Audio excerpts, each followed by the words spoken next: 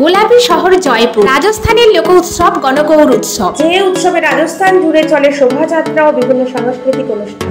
গণ হলো ভগবান শিবের প্রতি শব্দ, গৌরী অর্থে পার্বতী, দুয়ে মিলে গণগৌর।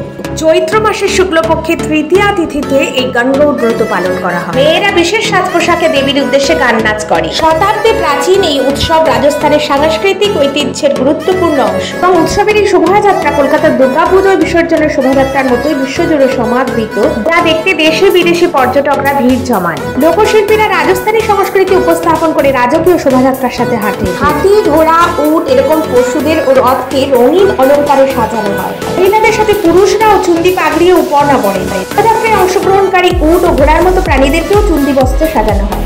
ঐশ্বরিক দম্পতি হর পার্বতীকে সম্মান জানিয়েই গণগৌর উৎসব, যা হোলির পর থেকে শুরু করে প্রায় 18 দিন ধরে চলে। শেষ হয় চৈত্র শুক্ল তৃতীয়ায় গণগৌর ব্রত পালন করে। বিবাহিতারা তাদের বৈবাহিক বন্ধন সুদৃঢ় করতে বা অটুট রাখতে এবং স্বামীর দীর্ঘায়ু কামনা করে এই ব্রত উপবাস করেন। অবিবাহিতারা করেন ভালো স্বামী পাওয়ার জন্য। উৎসবের জন্য তৈরি শিব ও পার্বতীর মূর্তিগুলি মূলত মাটির। কাঠ ও মাটির তৈরি শিব পার্বতীর মূর্তিগুলিকে সুসজ্জিত করে এগিয়ে চলে রাজকীয় শোভাযাত্রা, যার সমাপ্তি ঘটে গণগৌরীর মূর্তিগুলিকে জলে নিমজ্জিত করে। শুধু ধর্মীয় আচার অনুষ্ঠানই নয়, এটি রাজস্থানের সমৃদ্ধ ঐতিহ্যকেও তুলে ধরে। অর্থাৎ এই বর্ণিল উৎসব বিশ্বাস, ঐতিহ্য, সংস্কৃতি ও ভক্তির অপরূপ মিশ্রণ।